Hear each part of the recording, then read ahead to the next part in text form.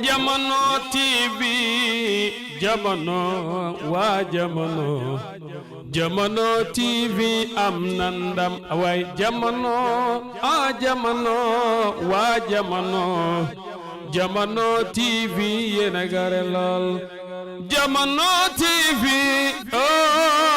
waa Jamono TV Jamono TV yéen dal am ngeen ndam Jamono TV ñoom dal ca kaw ca kanam Jamono TV ay Jamono TV Jamono TV man de yéen lay bége yal na Yàlla barkeel leen yal na Yàlla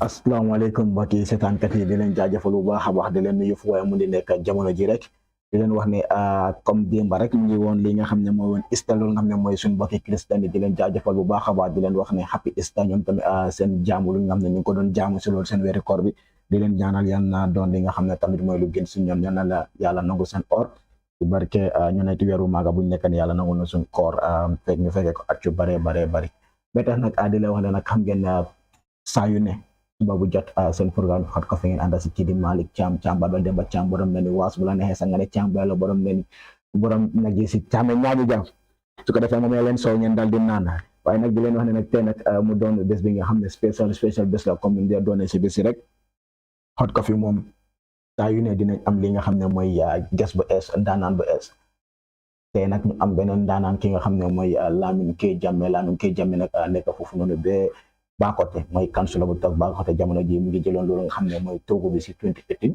Lamin Jammeh nag tey ñu dal di ko am fii nii moom nag mu ne du batul mu ne Bakote du batul waaw kaay di lay wax ne rek foo mu di nekk subscribers yi nga xam ne ñu ngi seetaan si YouTube bi wala si Facebook bi ñu leen a jaajëfal bu baax a baax a baax waaye li ñoo def rek dañoo dal di wax asalaamaaleykum Mr Jammeh. Waaleykum salaam Malick waaleykum salaam Jamono Media di wane suma kontante and they appreciate torop li ngeen ma invite fii pour ma join seen Hot Coffee today and I know do say that noonu so expect naa loolu te I would say thank you for inviting me. Okay, di ko jaajëfal bu baax a baax di ko waxaat welcome back to fii because anytime soo demee rek yeah welcome to come back di ko jaajëfal bu baax a baax si ñëw bi nga xam ne ñëw na ni tamit weeru koor bi pour nga nit suba teel mu war a jóg prépare ñëw aussi la dafa nekk li nga xam ne yombut waaye li ñoo njëkk a laaj kii nga xam ne mooy Lamin Jammeh si Bakote du ma la njëkk a laaj Bakote gis nañ ne jamono ji tar na Bakote xumba na waaye nga ne Bakote xumbut. Thank you Assane Bakote xumbut Bakote xumba na this political time so yes mun nañ wax ne Bakote xumba na because there are 3 candidates ñoo xam ne ñoom ñëpp ñu ngi xëccoo benn toog waaye man mun naa wax ne Bakote xumbut because all those candidates have their potential and have their voices te ñoom ñëpp ñu si biir ground bi xam nañ lu si ground bi so su fekkee ne xumba na wala xumbut we the candidates and our fans in Bakote xam nañ loolu.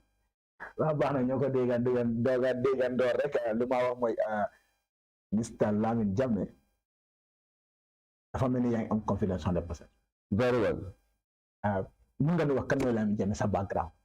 Yes, man maa ngi tudd Lamin Jammeh judo Fadibu Eliasa originally defee suma primary school in Eliasa jógee foofu dem secondary school in Farafenni jógee foofu ñëw Muslim High School jógee foofu dem GTTI then ma nekk Ports to 2017 as clearing and forwarding agent prison manager under Kalan Brothers.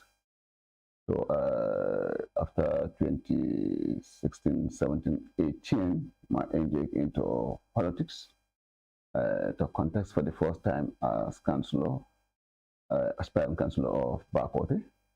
So ñu dem ñun ñetti candidate la boobu tamit 2018 boobu moo tàngoon boobu dafa tied woon boobu dañ ma contest law with my uncle. Well, kan moo nekkoon sa uncle bi? Ousmane Jammeh. Wow. Ko waay Usuboy coach. Wow, coach, wow. So kooku papa la si man. So boobu moo tàngoon because boobu da nga gis ne everything will be divided. Family bi sax dañ full divide. Exactly. ñii vote fii ñii vote fii. Friends will be divided. Even the family connection from Balibu, Kiang, and so on will all be divided. So what more tense? Yeah. By this one, we don't support Coke. 50 to 75% of Usuboy supporters are with me, 100%. And Malick, you can see that during that period, the entire diaspora of Bakote were against me. It's a family fee to support this because then, to be honest, they don't know me. Okay. Usuboy, una mom Bakote a judo. When you turn it, I make on small boy. Why am I not on your own for? Because I'm already a grown boy. So, young lad than me. Why politics is not like that. Yeah. Mom is a sportsman. I am a politician because I have been into politics since 1996 under UDP. I've been following them on the ground everywhere, being an agent, being on political platforms and so on. So that was the age I have over them. And campaigns have tactics. I will not reveal those tactics here. Let them. Yeah, because I have opponents. Okay. I have opponents. Yeah. And the system they use during that 2018 campaign is the same system they're using. Okay. And the system I use in 2018 and won is similar or the same system I am also using. And I know I'm going to win. Okay. Inshallah. Yeah. So the family okay, ñom lu ga use 2018. The guy ñak election bi. I'm going to use that still. Exactly. So meaning the guy dañoo ñakat. Something very interesting. What I'm about is a battle. No, not a man. Bakote is not a battle. Man, madam, no. You put it on so that Bakote. More to interact with the youths in terms of community works. Them liggéey banel, them liggéey juma bi. Yoon bi yaxu na fi nañ fa def gravel, nañ fa def xeer yi fata pax. Why after my 5 years in office, ma waroon a nekk in battle. Kon man war naa ñëwaat pour uti place. After 5 years as a sitting councillor, ñoo xam ne mosuñu ñëw ma ñëw nekk ak battle si ñoom kon liggéeyuma te man xam naa liggéey naa in Bakote te waa Bakote xam nañ ne liggéey naa. Okay. Léegi naka diaspora bi? Diaspora, yes, man personally, I can say diaspora is now with me because they have concern for their community and they've seen that the community is moving forward in terms of development and community engagement, social interactions, and so on. So that's all what they need in the community. So that's why they are supporting me. Okay. Why am nga opinion boo xam ne tamit gis naa ne not only si moom sax waaye 2016 gisoon nañ ñu bare bari ñi nga xam ne ay UDP because mën nañu wax ne ñëpp UDP lañu woon 2016 majority of the Gambia just to vote out pour Yaya Jammeh mun a move ñu mun a ñëw with Adama Barrow.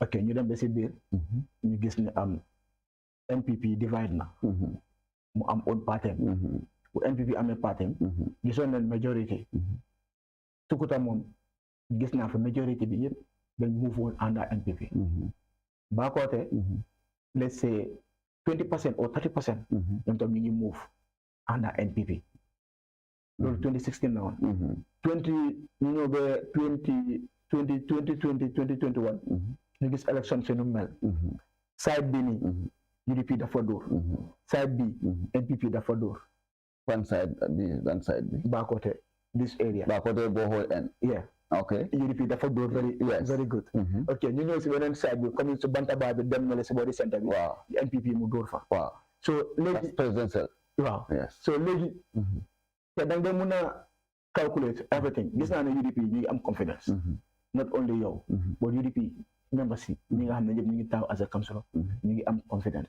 because of soo waxee ñu ne dëkk bi ne ko di wokk dëkk bi ne ko di daal di starting ni ñoo ko isi woon nga soo mel ni experience ñu ko experience so ndax yow donc fooguloo ne ñooñu noonu nekk side bële na le te 2016 ba 2018 ñun ñëpp ñu ngi woon benn UDP so diggante 2018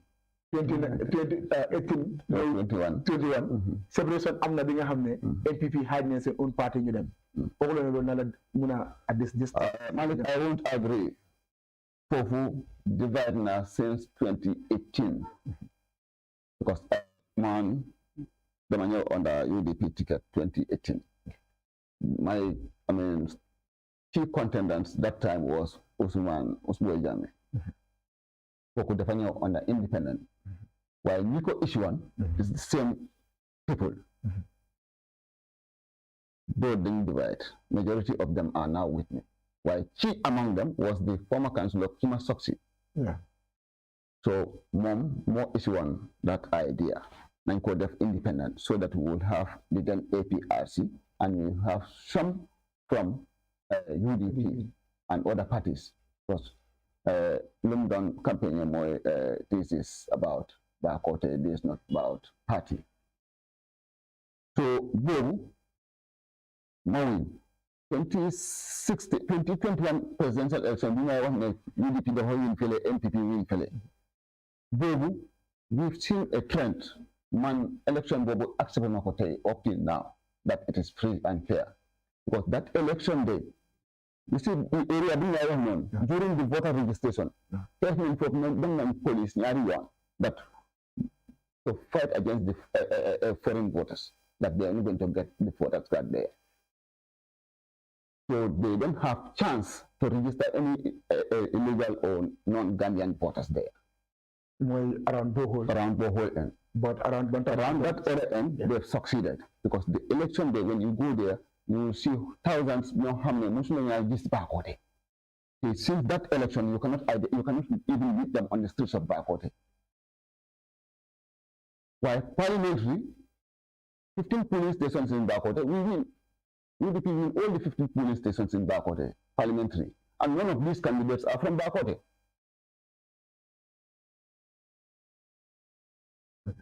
So, Bakoteh is stronghold of UDP. That is why, when that result was declared 2021 presidential election, that NPP won the entire vote of Bakoteh by 400 and something votes. Come crazy. That's where I know that UDP lose election at that counting spot in the entire country when we lose Bakoteh.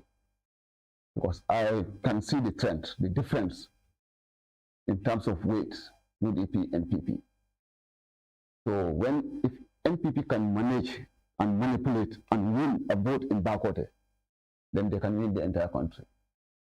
And that's exactly what happened. Yeah, gis ngeen Sukuta sax sànni kata bi demoon na ba late nights ba ñu ne dañ ko stop but it was like a problem ñu ne dañoo vote by force. Yeah, because all those things are something that you can say they are new because election period closed by 5 o'clock. When 5 o'clock meet you on the queue, you have every right to vote. So I don't know that of Sukuta, whether those people were on the queue before 5 and they continue voting up till late at night. But Malick, we have to be extra careful even during this house-to-house campaign, we'll come across with people whom you know that they have our voters card. And you know that they are not a Gambian. They are not a Gambian. And they will tell you, can you help me to acquire an identity card also? How do they get that voters card? And this is politics, yes. It's about election, yes. But let us also focus. This is about Gambia, the future of Gambia, the future of our children yet to be born. So, lolu politics, yes, make a jital interest. While jital interest Gambia first, that this can haunt us tomorrow. So, lolu, then a difficult trap, really correct. Because nyoko def, Gambians, nyoko def, nyolan jokarta. It's we the politicians who are doing it. At our just selfish interests. So I think Gambia, we now have to move and look at the interests of the country first before our personal selfish interests. For many, you make a large about this identity card. They were trying to assure me. They ask my team. When I go with them, they said Malick is a non-Gambian, but with a voter card. Let's go to Malick. I will tell them, no, I don't need foreign votes. I need Gambians to vote me in. I'm going to represent the Gambians. Why? Because it's not fair. We said it's only Gambians that have the right to acquire a voter's card. I will never encourage foreign voters, and whenever, anytime, even the day of election, we will be very vigilant against non-Gambian voters. Okay. Because it happens during the parliamentary election. I would say this year on media. A lady came, we all know that she is not a Gambian. I approached him, she was seated with a voter's card. I approached him and said, you are not voting here. Manema luta, maneko because do Gambian. Maneko, manema kula ko wa, maneko man ma ko wa, because dama ko ham. Yo binga don joge jime ñew fi. Dimala, ak sa jëkër mu fasela, nga nekk ci pose bo mu non, ngay jaay fini, ci jom sama ñu edit ñu la romba. So how do you get it? So you like for amee ni ñu ne dañ ko jox kayit rek ñu ne ko demal jël voters card fan la jëlee birth certificate from a different community or a Carlos attestation from a different community ñu jël voters card in Bakoteh ma ne leen du fi sandi carte ñu ne waaye di loi bi mu ne ku am voters card war na sandi ma ne leen waaw dëgg la te xam naa loi boobu while we are becoming only Gambians are entitled to this voters card. So, foreigner, I mean, rather than Puriya Gambia, I have to be ready for everything to defend my country. Then I am not a genuine Gambian. It happens, and there are living witness to that. Léegi yow gisal nga ko sa bopp juutu li nga xam ne moo nekk sa house to house campaign bi nga doon dem si kër yi gis nga ñu bari les su dee ñaar wala ñetta sax wan nañ la li nga xam ne mooy seen voters card te xam nga ne ñoom duñ Gambia One ma ko. waaye dañ la ko wax. Yes. They will tell you that when I have voters card te dinaa leen sànni waaw waaye dama bëgg ngeen dimbali ma kayiti sanga su ma wiinee pour ma mën a am kayit bi waaw. So that notion, no, I'm a voters card because you have to present a Gambian national document to acquire the voters card. How do you get the voters card then? I think you have to get the national document first before the voters card. But you get the voters card before the national document. Dafa mel ni dafa nekk responsibility IEC. No, be responsibility in your plan. Man, do not blame IEC rec. IEC are sitting on their tables. If they have a role to play there, yes, they could be part of it. But our community leaders, we the politicians, and unjust Gambians who are there for their only pockets. So these are the key players. We are all part of this, and we should all fight it together to make sure we stand for this country. kon dafa mel ni su ma bàyyi xel si li ngeen wax ak li nga xam ne Uncle Falang ñëwoon wax na ko fii immediately after 2021 elections dañu waroon a renew voters cards. Yes, su fekkee ne man maa responsible on because xam naa that voters card issuance is not accurate. So dañ ko waroon a renew. Dañ ko waroon a revoke everything. You issue a new voters card. It will come with restriction. This is a birth certificate, this is an ID card, everything balanko. Yes. So, with the KT stamped by the alcalde or the councillor or any other person. So, the issue. No. You have to be attested by community leaders. Yes, the community leaders, the new maker, elders in those communities. Yes, he Jammeh Dewula. Yes, he Seti Dewula. Yes, he Jarbati Dewula. Well, he feel a good security sangam. That has to be confirmed because every area you came from in Bakote, there are elders. You fake a son gently. Yeah. Well, there are elders. You just papa. Yeah. So that's normal. Yeah, because Muna remember 2 years, 3 years back. Buma don renew suma ba certificate bi dafa réeroon because ñu ngi dëkkoon London si faro bi bu taw bi doon taw dafa tooy so ma jël ko weer ko si maraaj bi pour mu wow mu réer bu ma demee bi uti ba certificate dañ ma doon laaj so many questions so bu ma waxee gars yi ne suma maam ma nekk Koyta Cham from Cham Ñaañi Ja the first deputy Tami Sadara Jawara I think ne loolu rek is enough for them to understand but still mënu ñoo gëm loolu noonu all they need to do is to confirm whether dëgg la ne ko dëgg. Of course, that's their responsibility. That's how it has been happening. Before, when you go and look for a birth certificate, there was one man Samate, very strict. Even your father may be afraid to accompany you to go and look for a birth certificate because of the type of questions he will impose on you. Not because he don't want to, but because he want to confirm. And even currently, the American Health Department, we respect them, we trusted them. But how easy now to get a national document is a question that every Gambian is asking now. Loolu moo nekk problème because man su nekkee mën naa laaj those questions foreigner bi la war a laaj ko loolu so mu ngi mel ni dafa métti si ñun Gambian si waaye dafa yomb si ko foreigner is it so lan nga foog ne moo waral loolu so lu ma la wax la we the politicians are putting our political interests first. The greedy Gambians ñoo xam ne seen poste bi rek la ñoo seet ñoom tamit seen poste bi rek la ñoo put before Gambia. The community elders ñoo xam ne ñëpp ñoom lañ óolu jiital leen those responsibilities ñoom tamit they are not focusing on that area because this is a position of trust. Yow ñu ne yow yaa jiite dëkk bi yëpp. How many people are in that community ñoo xam ne they are more educated than you. They are more intelligent than you. They are more, pious, focused, and developmental oriented than you. One is your luck.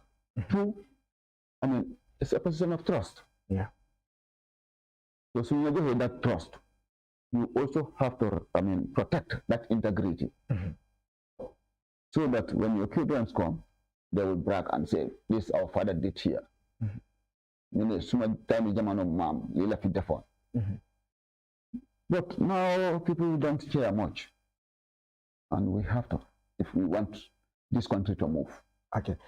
You deal with back cinema la da wax ne ba côté batul mo fa nek kon ya ngay bay xelu ta batul mo fa nek parce que su fekkee ne am na ñi nga xam ne nekkuñ doomi Gambien te ñu am ay ñu am li nga xam ne mooy voter card bi yow won nga leen ne yow bëgguloo li nga xam ne nekkul carte ki nga xam ne nekkul doomi réew mi ñoom xam nañ loolu léegi ba pare kon xam nga ne ñooñu dañoo bëgg a dellu si sa opinion te seen opinion su nekkee jox na leen green line nangul na leen loolu dañoo voté sa opinion parce que ñoom lu leen feeboo ñoom tam la ñoo seet ne kii suñ ko votalee su ñu nee dégg nañu ne dinañu dimbale si ID card kon dafa mel ni ñoom dañoo dem seeti kooku noonu ànd ak kooku su dee kooku dina leen ko nangul kon dafa mel ni suma batul mu ngi ñëw naka you see politics of different areas differ. Yeah. Politics backward differ that of London differ that of Igbo town or Kalindi. Okay. Backward is backward. London is London. London is London. Yes. You bring me back to that topic, and I will tell you again. Backward, there is no battle. Backward man, but we more among backward more 2018. The lady from that 2018 more nekon small battle. But more nekon 50-50. The boom, we are candidates yet. How many? Who? Then I will see the time. Why this time? Man, okay. Who's my winner on election day? Well, yeah, from Mekani. You saw Sana. Mungi won for 15 years. Look at them, he's well known. Yes. Not permanent. The same is for Sana. When you are a candidate, the support candidate. When our brother Amlas, is it going to Tawako? Yes. To me, how many is for Sana? A brother, the Yamada. Yamana. How many is for Sana? Long, how many is for Sana? Politics. Politics. Yeah. Kon na def politics. Wa ba ko de xam nañ ku Yusuf Sanya. Wa ba ko de xam nañ ku Padise. Wa ba ko de tamit xam nañ ku Lamin Jammeh. Okay. Man gis naa xam nañ Yusuf Sanya. He's been there for 15 good years as a councillor representing the community of Bakode. But within that 15 years, no one good thing that he did for the community of Bakode or the citizenry of Bakode. One good thing. Okay. Money as councillor, this short 5 years. Maybe your question will come to that later. Of course. But what I've achieved or done for the community of Bakode, it's numerous. Okay. Based on that, xam naa ne léegi li ñoo def mooy ñu ngi am 4 minutes before first break bi.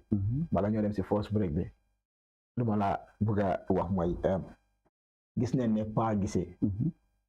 Tamit su nekkul si politique sax ay at least nit ñi xam nañ ko si place su bari.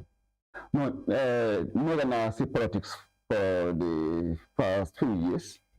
Man, as councillor Pa was against me. Madam Yusuf was against me. The rest of the teams, that small section more or less, how many Madam against. Many as councillor, we were close. MPP, UDP, he was sitting on the fence. When people were operating them, when your mom, she called your fuel, more called the Simotambi, and so on, then I talk. When I come as UDP, we don't buy votes and we don't buy voters. To me, when I go, as for us, we only buy the interest of the Gambia. Lord Jaran make. Why not an individual? Okay, when I come like mom, come that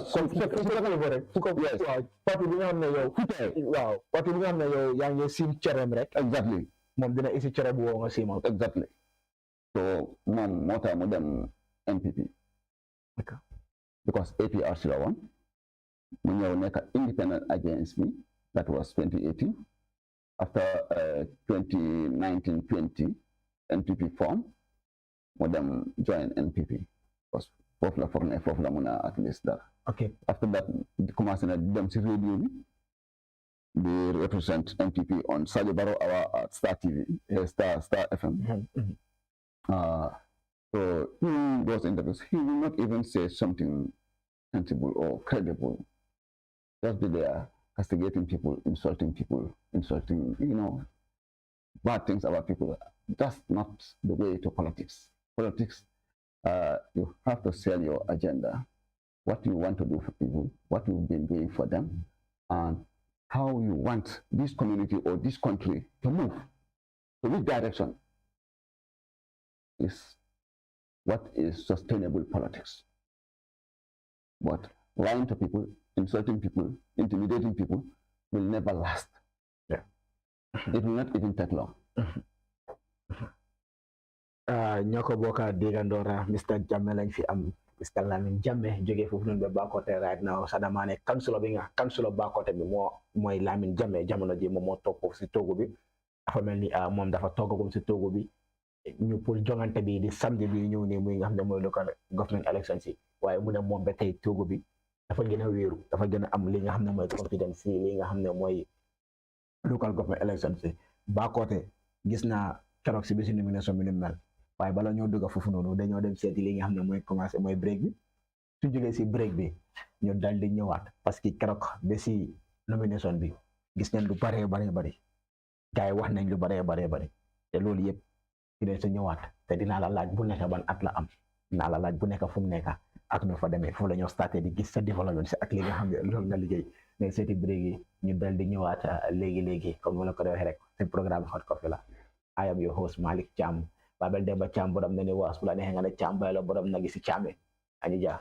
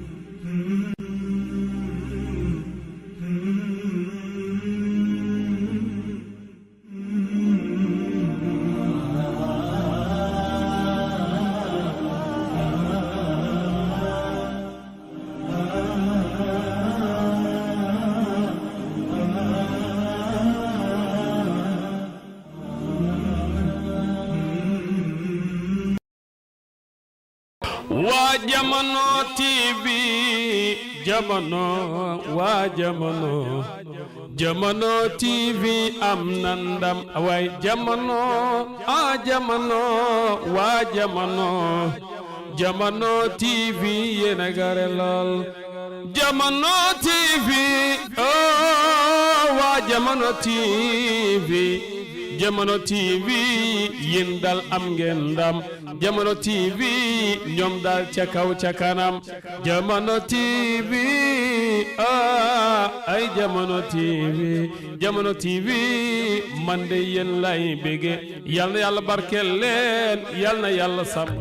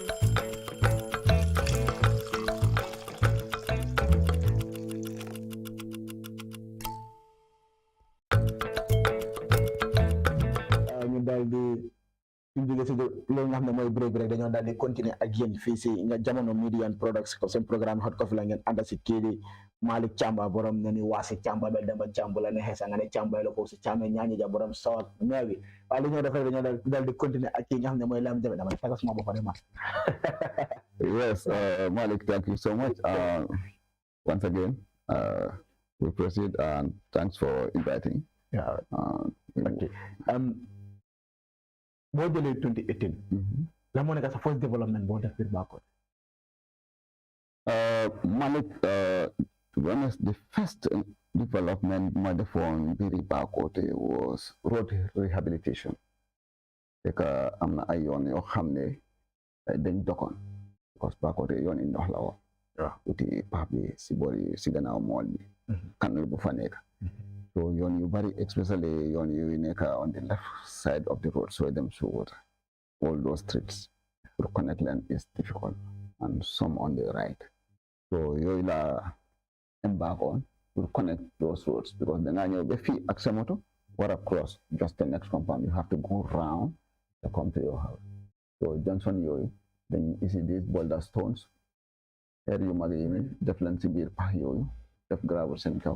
So no connect leen like borehole si junction bi borehole road Johnson ba si boori fuur bi si gannaaw juma imam Fati si main juma of Bakoteh si yoon boobu tamit si gannaaw marché bi jàlle dem si garden jigéen ñi like da ngay dem boobu si gannaaw boobu waaye foofu we still have problem because foofu soo ko defee xeer si truck si ñëwee dëggaat si kawam rek daf dee dem si biir foofu poto la so ba léegi we looking for solution at that area waaye it's still a problem because foofu la ñoo dooree because the other side foofu la noonu la foofu la ñoo dooree ñu ñëw towards Bakoteh dem si boori Sukuta foofu la ñoo dooree développement bi ban lan moo tax si gannaaw mool bi yow am nga fa siya London Council bi am na fa siya lu tax leen de communiquer pour foofu noonu area boobu noonu foofu noonu si gannaaw mool bi pax boobu noonu yaa council bi tax leen de communiquer pour mun a non soo ne lu tax leen de communiquer xëy na nga mistake wala nga wax loo xam ne maybe it's not even in line because council bu fa nekkoon was Musa Cham for 4 years then aji safety girl ñëw yes Musa Cham nekkoon foofu we are coordinating because every year NDMA then done job KMC dredger KMC fuel ko then job allowance to the operators to dredge that canal. Okay, but we do it in coordination of the two councillors. After that, footbridge we make a digante Marseille Sigana Molbi digante Bakoteh and London Corner. Bobu councilor Musa Cham moo ko fa defoon te bu mu ko doon defal boobu engage na ma pour ñu def ko collectively waaye fekka man tamit dama budgetoon pour def a different development for that year in my ward so we were not I mean coordinating on that side on time because moom dafa defar development plan man ma defar suma development plan. So time implementation, mom suma ne ma shift suma boss, ñu defar mom suggestion. So it means I will have problem because maybe had na what am I going to communicate because so don't communicate before we start that plan. No, we are communicating. Last minute. No, not even last minute. Yeah, because your plan was already put the first community. Yes. Mon plan was already put the first community. Yes. After we bought for bridge bobu. So the only thing was that bridge. Yeah. So when you why bridge? Why every year we work together to drain that drain, the canal. Okay. So that was pre-communication. So beyond, I don't know what prompted that. Maybe his service has an emergency. Before Mekon Yuhanhala Yahuna. So there is a need for his community to move to come to the market, to come to the mall, because both the market and the mall are in Bakoteh. So both more organized than even Serekunda.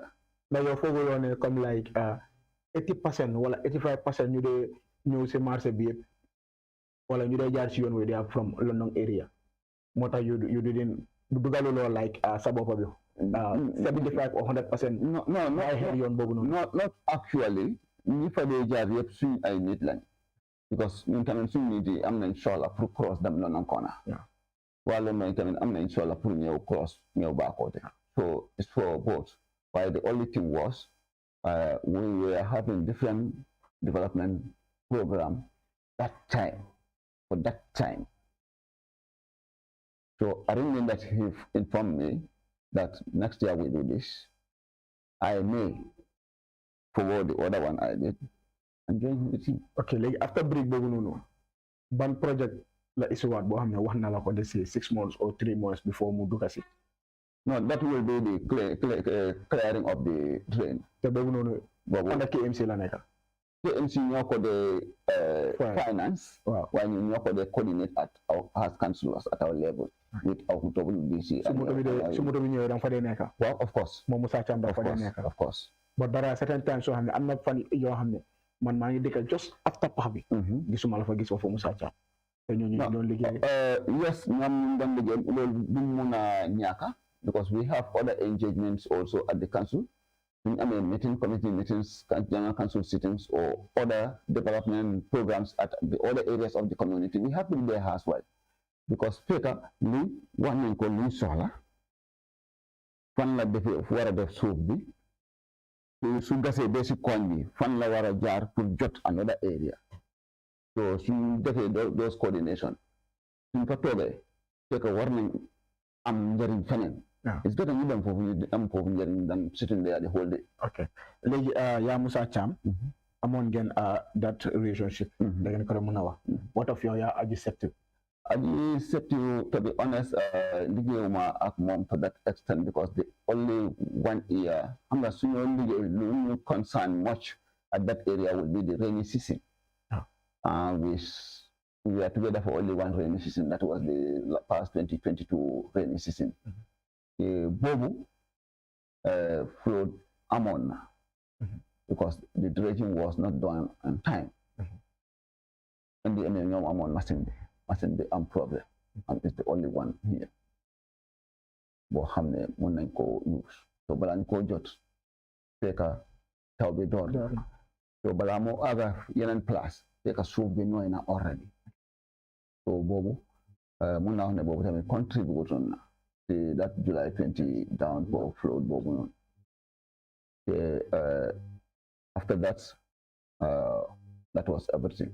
Okay, that right now xam nga ne isi nañ fa bridge bu es ki nga xam ne candidate la woon si last by election bi. léegi moom dafa let's say ni dafa retire affaire election bàyyagum na affaire politique bi. waaye with dono yi nga xam ne yow la nekkoon di lijanti am na bridge bu es bi nga xam ne def nañ ko fa te ñu ngi ko war a teg da yow yëg nga ne bridge bu es mu fa. kan noonu. Bakoteh si gannaaw mooli foofu noonu. councilor la woon. non daf doon participate by elections muy Ousainou Allen.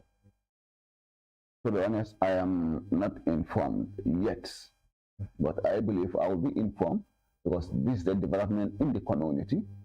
There is something that's a boundary that share or divide the two communities. So in terms of development, even me as councillor, I should not do anything there without informing Aji Sept. Aji should not do anything there without informing me. Likewise, any other person from outside, because it will go against the laws of the land. Yeah, because like loolu nekkul si under Aji mu ngi nekk dañ ko bugg a jaaral dañ ko bugg a jaar te ko si loo Aji tam dina fa am participation. Musa Cham dugal na fa $10,000 bugg a doon defar bridge bi.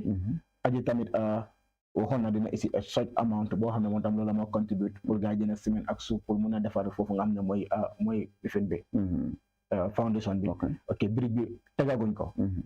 ok pour ma xamal la ne bridge bi mu fa te right now ñu ngi soxla extra li nga xam ne mooy xaalis pour mun a contribute bridge bi bu ñu doon isi bridge bi nag ko isi bridge bi according to the information bu ma am ak suma interview ak moom war na ma ne bridge bi isi wuñ ko pour politics isi wuñ ko pour wax ne kii moo ko moom kële moo ko moom dañ ko isi pour di saafara problème boobu noonu. ok léegi based on that léegi man doomi la noonu koona la maa ngi woon si that community job léegi it's not like dama la advice I will give you a tax because comme Bakoteh la ok man maa yow dinañ fa dem ba foofu nga gis brique bi nga seet lan mooy nekk sa contribution ñu mën a jàkkali loolu moo xam ne mooy ciment ak suuf boobu noonu pour taxawal brique. Thank you so much. I can see that you have the community at heart. You want to see improvement in those communities.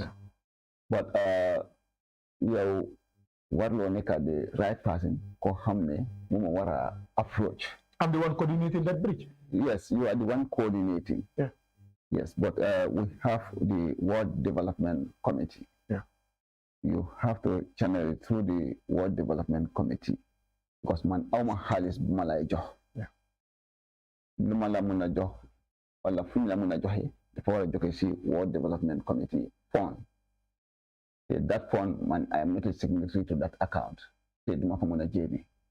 Man def that in my name, su fekkee ne BT man withdraw li nga yóbbu ko wax la non corner. No, what we do is like, we don't need the cast. Yeah. So ñoom suñ defee loolu. Fekk ñoom ñoo bind seen check def fa Lamin withdraw ko nga yóbbu ko waa la non corner. Loolu mun naa ko de waaye man bu ma fa mën a génne xaalis so suñ soxlee dara si account boobu. Well, from that community, we have to write to those of course, we will write to that because soon nga gis ko nga am approval of the bridge. Yeah. Dinañ def loolu noonu. But dañ bëgg nga def approval because London ñu ngi play seen part. Okay. Pour yow tam nga nekk councilor bi. Because Musa Cham play na partam as a deputy. Aji play na partam as a councilor. Usainu play na partam as a let's say citizen of London in the community. Okay, when it comes to Bakote tam ñu play seen part. The part boobu noonu mooy yow dinañ la write dinañ la binda te di nga ko gis tamit. Then from there you forward it. Waaye boobu one area hope du conflict with the KM road network bridge bu fa war a nekk. Waaw bridge bi comme wéñ la dañ ko fa tegagu maybe it could be there for 2, 3, 4 years time because ñu xam ne liggéeyi government nu mu demee. Mun na ñoo soobee and they will not duñ ko laal the next 10 years. So te nawet mu ngi ñëwaat. Well, this is about the KMC project, the road network project. Wow. Boobu dafa war a am yoon diggante marché bi ak Bameli Bakote. Jël that stretch towards boori gari noonu. Waaw mooy fu Musa Cham tegoon bridge bi laa wax noonu. Waaw mu cross seen foofu la. te ñu génnee boori marché ngelaw la moo génne. te yoon boobu dafa am concrete road la moo nekk. Waaw like that of Manjai concrete road. So concrete road la moo nekk then flat marché ngelaw then connect to Bundung marché ngelaw or Bondung Safedin road. Waaw so boobu is KMC road network project la. So te xam na boobu du yàgga noonu. Like how we preempting government projects take so long before they implement. Yes, because people need to cross even tomorrow. Okay, hamna bridge bi do make this 1, 2, 3, 4, 5 months. No. So we need it.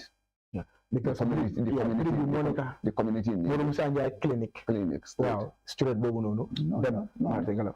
Simol. Non la. So da nga gis ne léegi bridge bobu noonu. Dafa itteel nit ñi torop.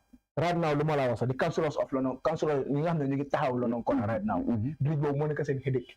Ku ñu wax ne bridge bi teg ngeen ko sa loxo rek. Yow feel nga ne yow you can win, yeah. Parce que foofu moo nekk main headache yi London Corner. Ok at boobu bari na tamit ñi nga xam ne waa Bakote leen.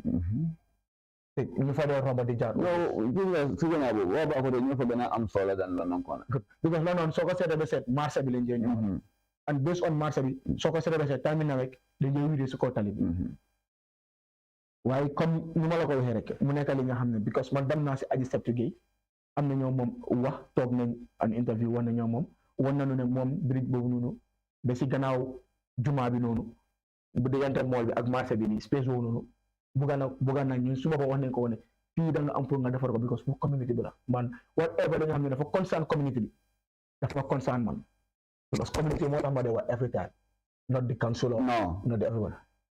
Okay, so ma ne ko ne léegi loo def mooy mu ne ma foofu noonu si saati Bakote la ma ne ko even though mu nekk saati Sukuta damal nga toog ak councilor bi as a councilor to councilor ngeen waxtaan ngeen ñëw together ngeen seet na ngeen naa liggéeyee foofu ma ne ko because tey mool bi Bakote la waaye loolu la gën a jege ma ne ko tey yoon boobu noonu nu mel dafa garaaw mu ne loolu moom yàlla na koo tege pour mu seet naka la koo liggéey waaye lu mu ngi xalaat pour baa côté la so ma ne ko léegi nag is the high time pour ngeen toog ngeen discuss because waa baa côté wax na développement yi nga def baa côté yi ok waaye mun naa wax ne baa côté ak London si brique bi foofu noonu area boobu ñoo bokk yaay waaye bokkuñ papa of course ok te ñun soo leen bokkee yaay nag am na yoo xam ne su ko defee danga si war a gis sa bopp of course yes te wàllum na gisuñ seen bopp si suma développement waaw because man tey baa côté tri côté foofu noonu baa côté maa ñoom ñoo bokkoon classe ok man mun naa taxaw ma ne ok ma ne uti kayit ma tey suma tur bi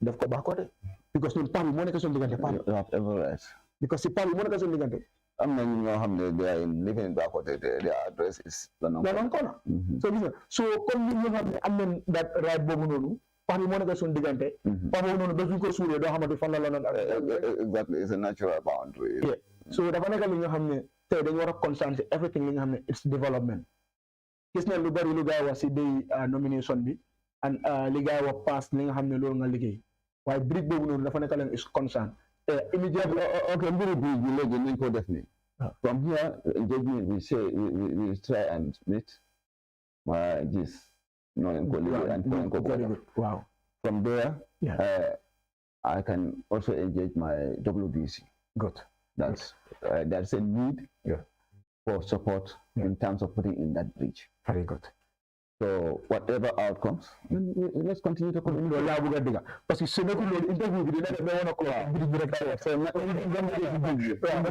ok léegi ok apart from bridge bi ak yoon boobu noonu ñoo ne ñu gis Mboyo Field dama ko ooyee sax youth sport place la foofu la use de def seen sport everything am na tam gisoon nañu ñu fa sampa fence waaye da ngaa ñëw nga fekk fence bi ñu ko daane ñaari yoon ñetti yoon léegi ñu gis ñu fa teg ay blocks ndax am nga any idea si affaire yi ñu fa def ñu def foofu blocks bi pour fence foofu yes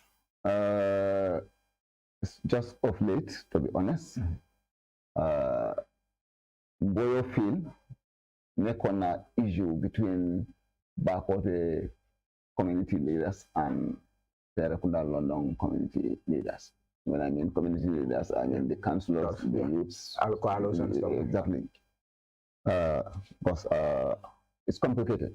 Because that land, on the land of Bakoteh, it was a private land belonging to an individual who was later on moved and compensated by the government for the youths to use that place as a football field or a playing ground. Now, in terms of developing it, the name and the management is what is the ball of contention. Okay. The proposed name is Serekunda Central Mini Stadium. Lol Monica Seturu. Registration of the field. Then Serekunda Central Football Zone. So we have issue with that because they cannot have a land in Bakoteh. You hang Bakoteh, just everything to Serekunda. Yeah, but so calculate for no. According to brick bi. So the brick bi len topa ñu ne brick bi mo separate London ak Bakoteh. Then feel mu ngi Bakoteh la nekk nekkul London. No, ñoom seen bopp even time Musa Cham dama ko dee push. Ma ne su fil bu nekk fële ma ne ko ban fil mu wax mu ne ma ba mu wax bu nekk ci yooni gadi ni jigéen ma ne ko ban gadi ni jigéen gadi ni Bakoteh. Because gadi ni jigéen ko ñu Bakoteh. Ma ne ko ban fil mu ne ma Mboyo Field ma ne ko ñaari Mboyo Field moo nekk foofu ban Mboyo Field Bakoteh Mboyo Field ma ne ko that's where it stops. Yeah, because gadi ni jigéen mu ngi Bakoteh te gadi ni jigéen ak field bi ñu opposite. So gadi ni jigéen du mën a nekk Bakoteh opposite ak field bi nekk la nan kon. No, that field is completely in Bakoteh. The total periphery of the field is in Bakoteh. Because ñun boy am na boy yoo xam ne dañ koy toog a ñoom. Yeah.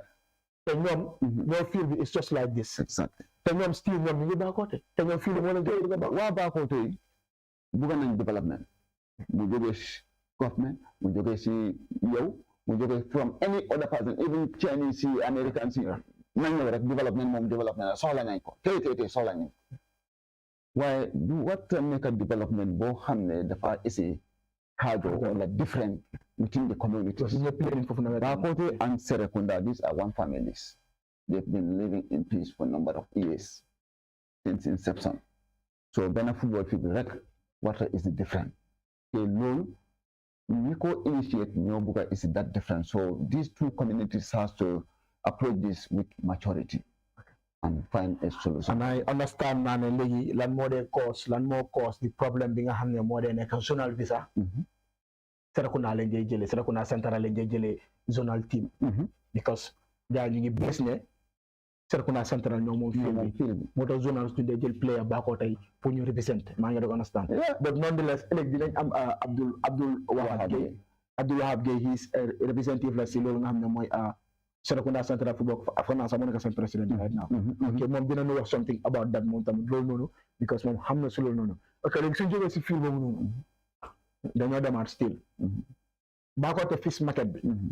Back out the fish market, my march bu negative bagar. Ñu nekk di jaay ci kaw yoon bi tension bu fa nekk gis nañ ne bu ñu defar tali bi gaay génnoon nañ because ñu ne di ñu dugg ci bi waaye bala ñu defal marché bi gaay ñu ngi génnoon léegi ba léegi sax bàmmeel bi sax ñu ngi gis nit ñi ci fenn ci bàmmeel bi ñu fa samp ay cantine la ci buntu bàmmeel bi waaw lan moo waral loolu noonu an yow yaa ngi nekkoon solo bi da nga ko dee gis. Wow, thank you so much. ñu commencé ko fan bàmmeel ak fish market because these are two separate things. Waaw fish market bi la ñoo doore ñu def Bakote Fish Market is a project of its own, not directly under the council. It's under the purview of the council, but on independent management. I mean, monitored by a board, and I am a board member on the Fish Market. Really? I am part of the board. I'm a board member. Yeah, okay, a board member. Yes. What role can you play a board? I am a board member representing the community of Bakote. Very well. Okay. So on that we have constraint. Street vendors, not only Bakote. Terekunda, Latrikunda, Kalindi, we've seen them all over. And we can't do much. I've started this in 2019. July, August, September, yes, at Serekunda. And I am also the chairman of all the markets in KMC at the council standing committee. Very well. Okay. You have a point. Very well. Okay. So in 2019, around September, I embarked on this clearing of the street vendors. Because Malick, not one hamne. So jëlee sa moto nga drive in the market dañoo ne Malick dafa dof. It's a crime to drive in the market. Well, it's also a crime to sell on the road where people need to plow. So ñu ne nañ move dugg si biir marché ñu ne duñ move amuñ place ñu dem sauver market with the then regional police commissioner, their operations, KMC seniors administrations and so on. ñu gis ne place yu bari ñu leen abandon te ñu ko moom ñoom ñëpp dañ bàyyi place yooyu ñu dem toog si biir tali bi because easy access to customers. So ñu ñëw ñu start pour clear yooyu. The first day we succeeded, the second day we succeeded. Third day the destroyer came. That's the politics. Politics dafa war a defar Gambia waaye moom ngay gën a yaax Gambia. So, Talib Bensouda and his councillors are the one trying to move women CC on the. With them up to a stage, even the president himself on a political platform,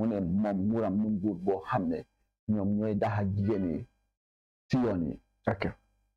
So upon that, we see to that then who is ready to take the blame then? Because we cannot do it alone as council. We have to get the support and the backing of the central police. So if the police abstain, the central government abstain, who are we to put force? It should be the government. Believe the forensic government? Yes, because we coordinate. The records are there. The meetings are there. They are limited.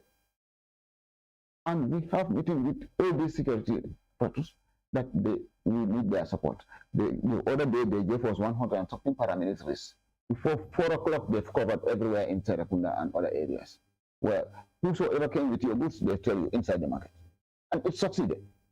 But all of a sudden, the following day, everything turned because of one woman politician who said she communicated with the top authorities that no women should move. That woman came to council. So because she went to the, I don't know, to who? No. The minister, the then minister, Musa Jammeh, called mayor, tell him that this lady is coming and she wants to meet you. Please allow him and give her an audience. Mayor called me to that meeting. I told the lady that this is where you need to start. Before going to the office of the president, they refer you to the office of the local governments and lands ministry and so on to the police. You come here and we discuss if you have a concern. You are a vendor in the market. Council is responsible of the market. Not even the president have the right to say yes or no in the market. Yeah,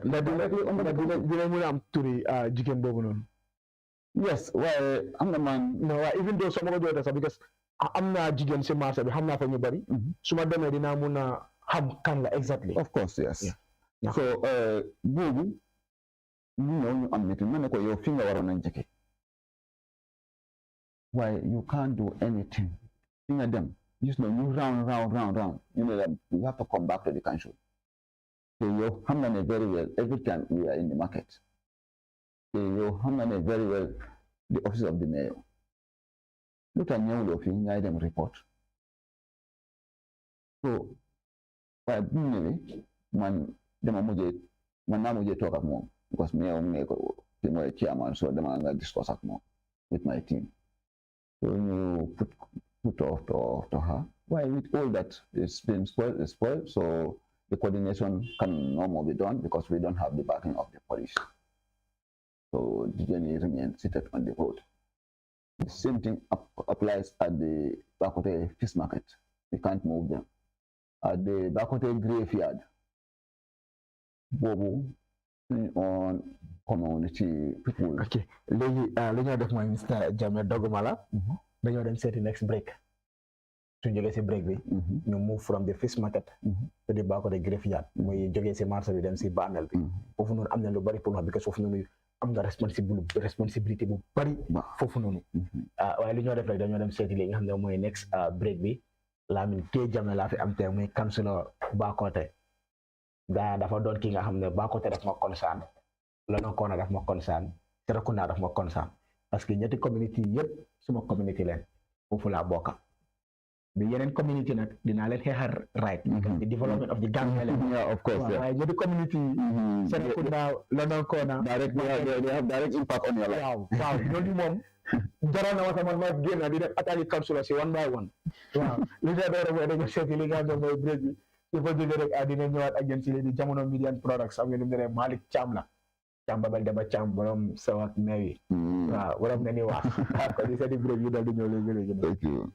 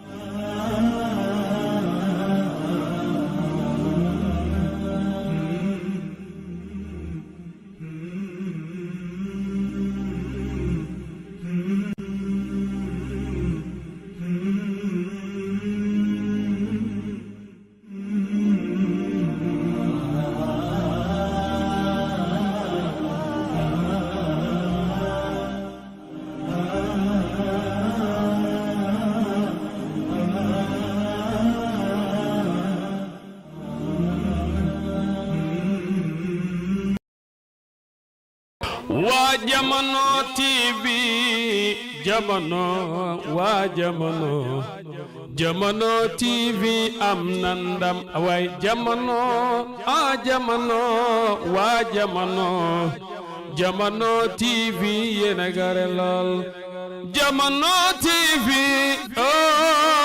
waa Jamono TV Jamono TV yéen dal am ngeen ndam Jamono TV ñoom dal ca kaw ca kanam Jamono TV ay Jamono TV Jamono TV man de yéen lay bége yal na yàlla barkeel leen yal na yàlla sàmm leen ci barke Sayyiduna Muhammad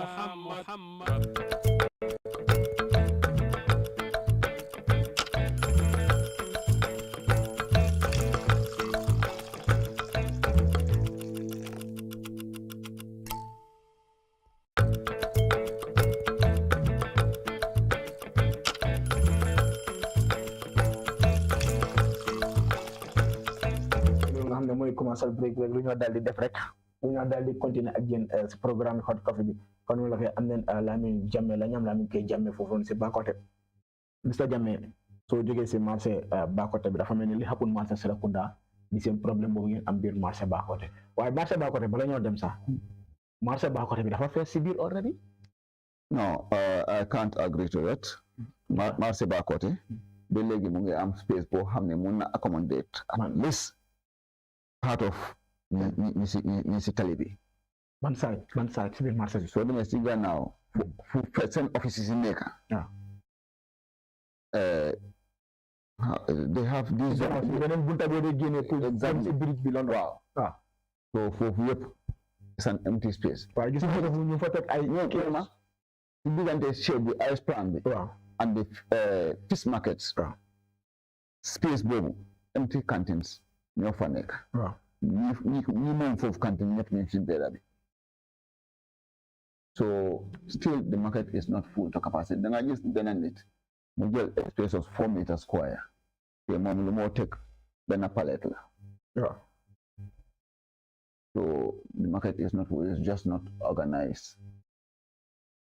They don't have the manpower to coordinate or to manage the market in terms of putting the vendors inside the market. The squatters on the road, it's not proper. It's dangerous. It's risky for them. Hana police yu nekk KMC. KMC police officers fa nekk. Comme ñu ngi isi ñu nekk Serekunda. Hana mu ne leen a jël somme ñooñu tamit isi leen Tipa Garage ci marché bi. Well, KMC, every staff from KMC at Bakode Fish Market will be there on second man. The 2 senior police officers who were there were called back by the management of KMC, and another 2 was sent there some months ago.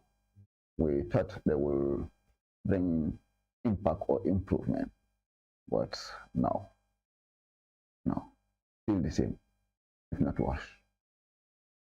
Okay. As the chairman of the markets, one step nga nekk di xalaat immediately after this election. No, boobu bàyyi ko after election nga laajte ma boobu. Well, you don't want to see it. Okay, bana bëggut a egg si yooyu noonu right now because comme ni nga ko waxee rek politics bi daf dee bari ni ko gars yi day jëlee xam naa fooy waxee because mun nga ko waxee nii ñu dafa wax bi waaw pour jéem a yaxa sa kàddu ok understand léegi lu ñoo dal def léegi nañ dem si bàmmeel bi gis naa ne jigéen yu fa nekk yu bari majority of 75% or 85% they are around Sukuta Bakote ñoo nekk si fenn si bàmmeel bi ñoo fa am cantine ñoo fa nekk di liggéey léegi ñan ñoo leen day jox foofu. Yes, boori bàmmeel bi boobu tamit nekk na problème bu kanam marché bi feesee ñu commencé di toog foofu benn ba léegi ñu sakaan. ba léegi ñu def fa cantine sax. léegi ñu def fa cantines. waaye cantine commencé na balaa maa ñëw as councilor waaye it was only few. So ñu ñëw gis ne we have a concern because jaaykati mata yi and other things yu fa dee nekk ñu joore seen bagaas yi di daan fence bàmmeel bi te at the end ñun suñu boppa ñoo dee ñëw defaraat ko and also for security singon boori 7 8 9 yooyu da ngay su nekkee di dox si boori tali boobu si boori bàmmeel bi ndongo yi dañ dee nekk rek dañ dee ñëw rek kopp sa téléphone wala sa baag ñaay si biir bàmmeel bi so ñu filmé it's better ñu am that gap close so loolu contribute na the other thing is so for seetloo da nga gis ne électrify nañ bàmmeel bi def nañ foofu lampa boobu the main thing mooy security loolu yëpp pour ndongo yi la dégg naa gars yi ba ko di wax ne yaa leeral bàmmeel bi waaw so dégg la def nañ ko pour ñi dem suul si guddi waaye di cheating ñu tax ñu def ko mooy it has been a shelter for criminals ñu sàccee dara rek foofu lañ ñaay even suñ nekkee di farafar bàmmeel mii nii da nga ak certain areas da nga fekk ay baag yu génne ay briefcase yoo xam ne dañ leen kuuf and so on kayiti kër yi and so many things da nga gis ne it needs to be looked into so ñu isi laaj boobu te kantin yooyu man personally and the alkali we said we cannot be part of ñi war a joxe space def nañ fa light how would we sustain light bulb I cannot be paying for that cash power from my salary monthly and we cannot spend the entire WDC fund in terms of lighting in the bàmmeel rek so ñu ne canteen yu nekk si boori bàmmeel bi let us set a committee even if they are going to pay $100 every month $200 every month duñ fa am di ko jënd cash power to light that area that will also support them in terms of securing their shops. Okay, meaning ne comme like ñoom shops ga jël seen cash power benn meter moo fa nekk. Benn meter for the entire no.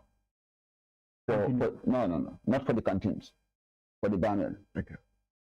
While these canteens are on the fence of the bàmmeel. Then they affect bàmmeel. So their contribution towards social corporate responsibility, doing business in the community, they're obstructing, they contribute maybe $100 or $200. I couldn't recall. I don't know the exact figure because I'm not part of their committee. Yeah. I and Alkali call for that meeting and we set the committee and we give them the full responsibility to manage and operate. That will not deter them from paying the council. Because if the community don't want, council will not have $1 out of it because we will not have those content and our fences. And if the community say no, everything has to move, they have to move. Okay. If the community allow community benefits also has to come. Okay, gis dégg ne ñoo ko bokk a déggandoor mu mel ni li nga xam ne jamono ji ñoo nekk foofu noonu te fa seen ay cantine ñoom tam seen cantine am na beneen développement beneen yokkute bu mu fa isi parce que mooy taal lampa yooyu nga xam ne ñoo nekk si bàmmeel bi waaye dégg ne léegi sa wax yaa ngi wax ne si sa sarali mënuloo si génnee njëgi transport kansu bi sarali lañ nga dee fay ndax we have commissions. Okay. We have commissions where you see in the Gambia whatever you receive at the end of the month is just family break. Not family, you know, small salary. Whether it's commission or allowance or okay. Commission allowance, is it every month or every 3 months, every 6 months? No, every month except the sitting allowances. General Council sitting allowance and committee allowances. Bobo, the day you have your sitting is the day you're supposed to get unless otherwise there is an issue of delayance also. While your other allowances, community allowance, responsibility allowance, telephone allowance, and so on, Bobo, every month line for the that during the time of paying the salaries is the same time they will pay you. Okay. Okay. Waaw suñ jógee si Bakoteh market bi jógee si bàmmeel bi ñoo continuer di dem. Yes. Affaire kiosque yi léegi dafa mel ni mu ngi si bàmmeel bi waaye mu ngi continuer dem gis nañ fa beneen compagnie boo xam ne si footpath bi sooy dem Bakoteh si boori video club balaa nga egg Bantaba xam nga fu maa wax gis nañ fa betting company ñu fa teg kios after Kapinta bi ñu fa teg kios soo rombee kooku nga am Johnson bitiki naar bi gis nañ ñu fa container shop bi ñu ngay wax yëpp gis naa leen te I can even continue from there where you stop and count. ok I know léegi ñooñu noonu spécially loolu nga xam ne betting company la su dee allow nañ jaay bi allow nañ jaay te loolu dafa bëri si Gambie bi fii da nga gis borom kër boo xam ne dafa jël si bera bi mu luyee ko mu ne kii suma fence bi la nekka kooku di ko fay every month te kooku mu ngi teg kiosam bi si bera bi. Yes, gis na that betting chaos moom mënoon a fàttaliku fu ñu ko njëkkoon a sampa was at the football field at the school proper annex and so on and back up si koñ field bi foofu lañ ko defoon. The school administration complained to us as community students for them to play always. So madam fofu with the alkali you have to move from here. So the difficult one. So you joke a timeline, move it. You joke another timeline that if you don't move, we're going to remove it forcefully with the council. When enough for change the municipal policy. When you show you advise to move, so you move from that end, go close to that video club. It's difficult to do or say certain things in community. I wish maybe if you have interest in, you try to be a councillor in a community and see how tough some of these decisions. Because some of the decisions you need to take are very tricky and at times, I say fragile. You have to be extra careful in terms of your movement because you living together. When I take certain decision over you, we stay together. So some of them we approach it with logics and strategies. I don't want to mention much about that, but we're working on clearing of that road. Do you know the man, councillor, I will serve only 5 years. Do you know why? Maybe you may serve even more than 5 years because many people are now seeing the truth. When I came as councillor, then street vendors in the Jaikati Jenny said, Jenny and you. There's been a movie in name and Malas, you know, Sandy Carter, you know, the councillor, so frequently they must Sandy Carter to support you on law. How many do you want? Next time, don't vote for me. I don't need your vote. You use one and 10 will support you. Because man no like yes, the man like you so man council. Yes, some up to 5 years. So I know you will do some of them, but you can't do all. Because physically you will not do it. You yourself. I'm sure of course, because you are doing them as council under any case, but you are an authority. You will give command or a concern to another authorities, no implementing body because you are a policy maker, you are not an implementer. Yeah. So this and this and this is happening in my community, and your community is under the council, and council has a municipal police. And these are the people and compliance, anti-military, these are the units that are responsible of organizing and protecting the streets and the community at large. So, so for them, so at times you will see them, they will come and act. After a few days, you tell a what. So at times you become a bit of frustrated. Exactly. So, but I thank God that I've succeeded in so many areas in terms of development and community, arrangements and organizations. Okay. Yes. Okay. Léegi suñ jógee foofu noonu because xam naa ne next foofu noonu rek ñu ngi dem léegi sa boori area waaye bala ñoo def loolu léegi dañoo dellu léegi si beneen side bi because ñu ngi dooree around Boyo Field ñu jógee fa ñu ñëw si baa ko def boori brick bi jógee si brick bi ñëw si fish market bi ñëw comme like step by step léegi dañ dem si boori centre bi baa ko def field bi gis nañ ñu fa teg ñu fa bala centre bi nañu jeexal fii baa ko tey Women's Garden. Okay. Opening for borehole with 20 taps. 20 good taps. Yes. Taps on a borehole with a more away. Yes. So, Bobo, born the garden for the past years. They understand and they have another support board they try to increase that capacity. Yeah. Because maybe they get so on 10 weeks. Yeah. They've been there for 40 years. Oh, 10 weeks. Definitely. Why when you ask Councilor, that was one of the first projects upon Bohamne is a bit huge. When you borehole for. Yeah, because 20 taps is so check a garden improvement. Yes. Bobo, I'm on a for new for them see body center body football field. Okay, this is the football field when you call fence. On the Kalanega. Pache manla because man mako initiate. I am not the one doing the entire funding. I'm not going to get the phone. Because Bobo is more or less a sort of tacito.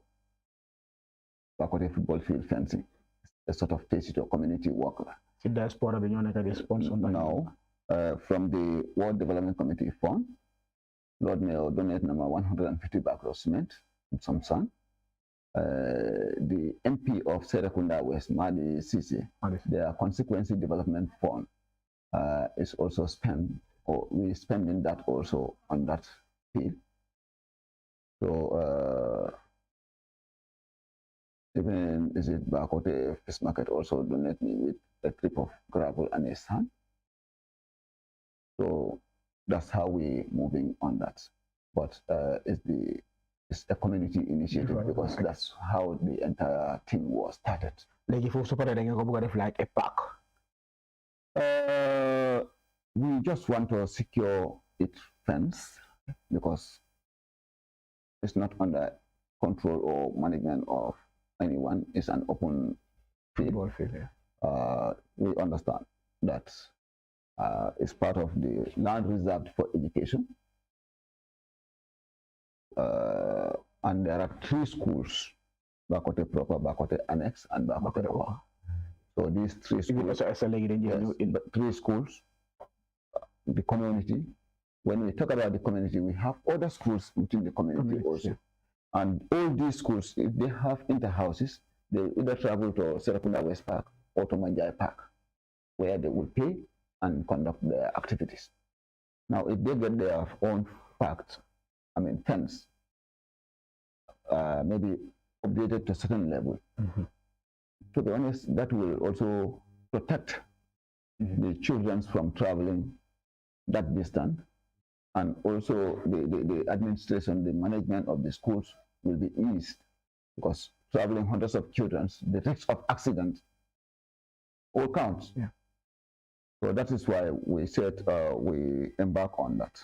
And it was part of my campaign promises that I have to do something for the youths. I stood and said, Yusuf have been here for 15 years. You have 3 football fields in Bakote. None of them has been developed. And if I really, yes, I said that 2018. And if I have to finish my term without doing anything in any of those fields, I also fail them. And I don't want to fail them. Okay. Legi, going back to Boyo field and that Bakote field. That Bakote is 100% milled Bakote field.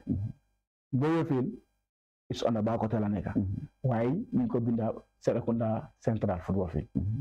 The Hilo Bakote, the community at DC, under the DC, Munelena buy Serekunda Central Bobu, then focus on the ball and offense. Look at it's a violent reserves. We have 3 football fields. We have 3. We know about education. Like education, not a reserve land. They did. Only one school in 81, 82.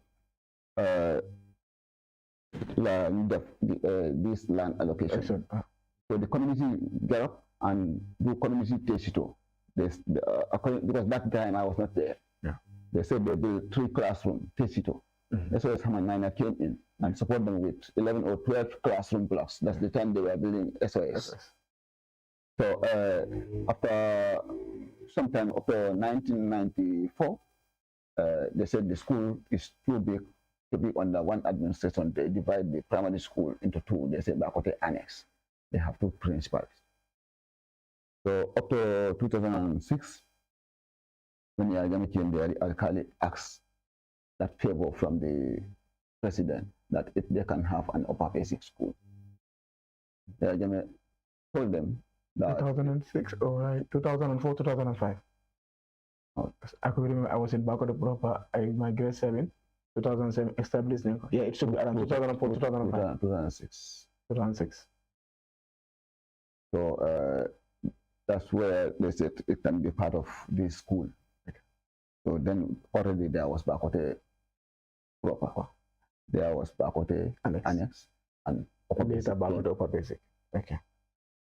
So both three schools and the football field belong to the community. Okay.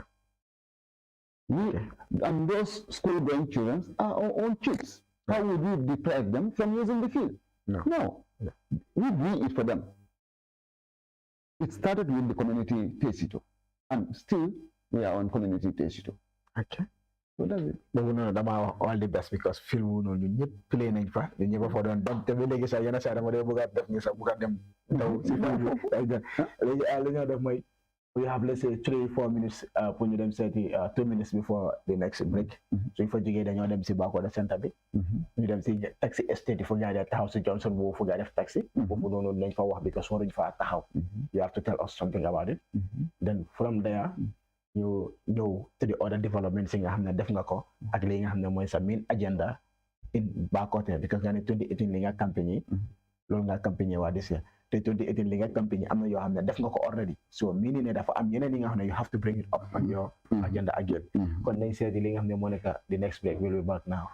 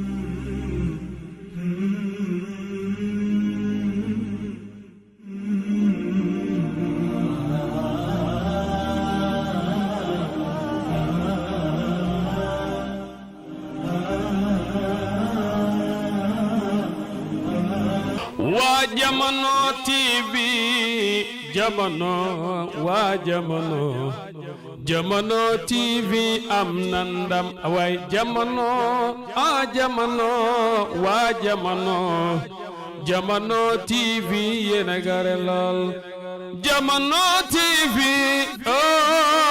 waa jamono TV jamono TV yéen dal am ngeen ndam ay jamono TV man de yéen lay bége yal na yàlla barkeel leen yal na yàlla sàmm leen ci barke Sayyiduna Muhammad.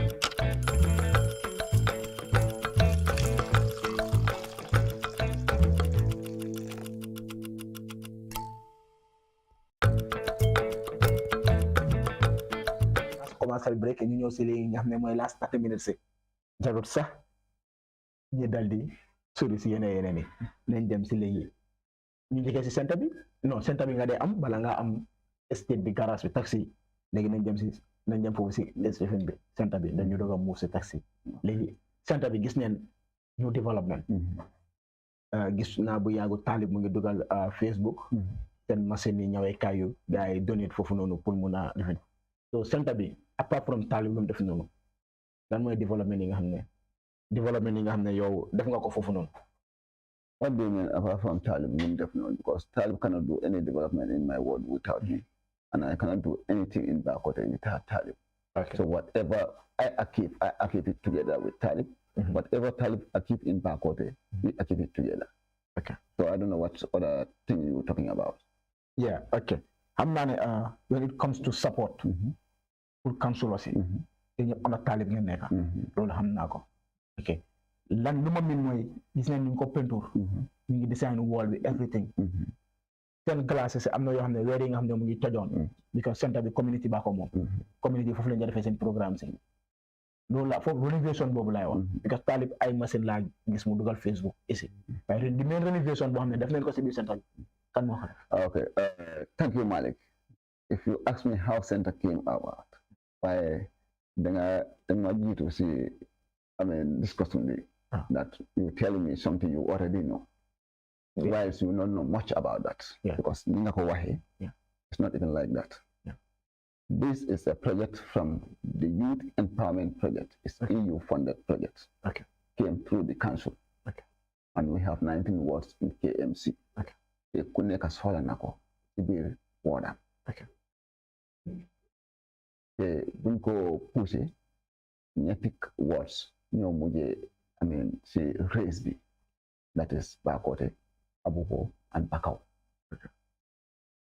Finally, it came to Bakote, I won. Yeah. It's fully funded project, came through KMC, under the leadership of Khalid Bensouda, and is implemented by ITC. So in that project, now machine like this. But there are a lot more in the different piece. And diabetic and stuff. Embroidering machines for differ even police ranks, car badge, and many other things. No need to order it from outside. You can do everything here now. So it's up and running. It's also served as a training center for the youths and also a production center. Because now it starts to brand that made in Bakote, the Gambia, and so on. So it's a high standard,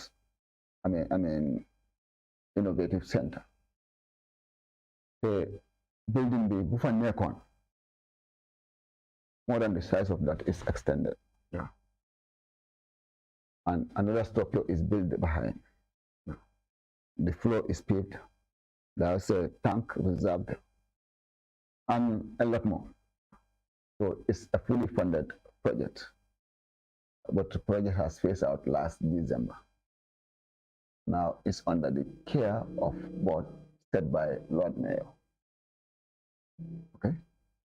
So that's the situation. Wow, lu tax ma laaj la loolu mooy foofu laay mun a em su ma waree explain lu nekk si biir centre bi yëpp parce que xam naa ne centre bi since I think su ma mënee remember the 90s mu fa because since suñ primary school dañ ñaa dem si centre bi so xam nga exactly sax kan lañ ko fa establish ba xam naa ne daal yàgg na torop yàgg na su ñëwee ñu gis new development si centre bi outside the board laay mun a wax nga wax nu si biir su ma la waxee gis naa fa defarkat yu cuub gis naa fa ñawkat gis naa fa lii den day amatu benn question of course am sala question si yëpp waaw moo tax ma ne la gis neen new development bu fa nekk ok fa la nekk léegi su fa jógee ñu dem si taxi estate su gaay dee taxaw dafa rix because si Johnson lañ dee taxaw Modou Sancha Bay foofu lañ dee koo fee Modou Sancha Bay foofu lañ dee koo fee te ñun foofu lañ dee paak te Johnson bi nga xam ne la anytime ñoom mu nañ yow génn foofu noonu dafa bari ay xale daara mu si boor boobu noonu ndax ñoom bu fa gaa doon def garage kan moo leen fa jox comme ça you know every problem te war nga xam taxi yooyu kañ lañ commencé def foofu garage waaw yàgg na waaye léegi yow yaa in charge. Now we have a problem in this country, especially KMC, in terms of car parking. waaye foofu waru foo booba. waaw du foofu rek am na foo xam ne ñoo gën a acute ñoo gën a risky than even that area. Tuba garage. Visit foofu noonu dañ jëlale waxam parce que xam nga tax ma jëlale foofu waxam. Tuba garage diggante marché bi ak Baamel bi si beneen side bi ñëwee opposite Trust Bank, all those areas. foofu man I don't blame any councillor. blame ma la yow. foofu lu ma blame mooy Bakoteh Tipa garage police station bi ñooñu lay jox number one blame bi. second blame bi ma jox ko di main high sectors of the government ñooñu lay jox blame. man dana differ ak yow tuuti in terms of police. Because I would blame the central government and also council. Central government 75%, council maybe 25%. Because moto yi tamit dañu war a am garage. Foog ñu am fu ñu park. Foog ñu am fu ñu jëlee nit ñi wàccee nit ñi. te it's not provided for them. waaye Sukuta am na garage. where foofu moto yi fa dee taxaw. where fa leen dee daw. lu mu bon where in Sukuta. lu mu bon fi ñu leen jox bamboo. at least foofu xayat na. dan ñëw si marché bi. Bamboo is also at the junction, at the street. The community will complain like how you are complaining. waaw waaye ba tey foofu moo tane fu ñaay nekka because fu ñu nekka one marché la. calculatal suba yow soo génnee nga war a dem kan. no it's shouldn't be war ñu nekk foofu. waaw te léegi foofu noonu lu ko mën a solve mooy nañ leen provide garage boo xam ne yes moto bu jógee Serekunda fi ngay dugal bu jógee waaw léegi because we have a space. waaye léegi xam nga Tanje am na fu ñu leen jox. yes soo koofee si police bi. te mu doon Tanje dañ koy bàyyi foofu ñoo taxaw si Johnson. si yoon bi Sukuta at least ñu ngi Bamboo dañ koy bàyyi Bamboo ñoo taxaw foofu. tonteewul lu mu bon tonteewul let's say mun ngaa woon ak moto Tanje bi seen area. Malick. you see boobu it's an open space moto Tanje ñu dem toog taxaw foofu ñu ne seen garage. Yes, it could be a garage. Because loolu project boobu la gaa dee wax always. Wow. Why? Then how much, I mean, the head and tail of that situation, because there are so many people claiming the ownership of that place. But what we have on document is the request came from the council that they need that space to develop into a garage. The community gave them the land. After that, the transport union approached the council that they need that land and they're going to develop it within 3 years. And it's now almost 20 years, it has not been developed. So the MOU between the council and the transport union has already been violated. So the council have every mandate to take it back. But if they take it back, are they going to develop it now? Now we hearing that the transport union are claiming the ownership. The GTSU, the former corporation, bus service. Now the GTSU are also claiming the ownership of that space. Who is the owner? Why I say central government is this: every land, all land belongs to the government, and the need currently in this country at that area, there's a need for garage, a proper garage for that matter. So let the government intervene and say, here is a garage. Whosoever have special vested interest, you said nakalan ko solve, nakalan ko compensate, well nakalan ko move to another area. Why they are the key players in this.